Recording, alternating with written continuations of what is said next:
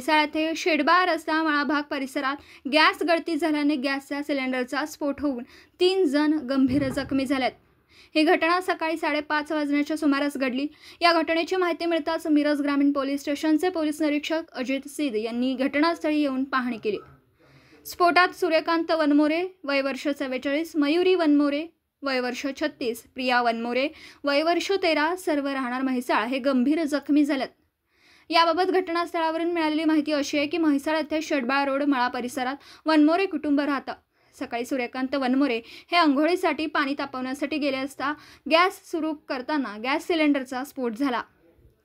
उन्हाचा कडाका जोरात सुरू आहे। रात्रभर गॅसची गळती झाल्यामुळे स्फोट झाल्याचा अंदाज वर्तवण्यात येतोय। स्फोट इतका भयंकर होता की घराच्या भिंती व घरावरील पत्रे उडून गेले असून घरातील फर्निचर, कपाट, फॅन व इतर साहित्यांचे मोठ्या प्रमाणावर नुकसान झाले।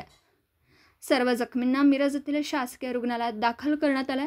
यावेळी म्हैसाळ पोलीस आउटपोस्ट बीट अंमलदार बळीराम पवार उपस्थित होते।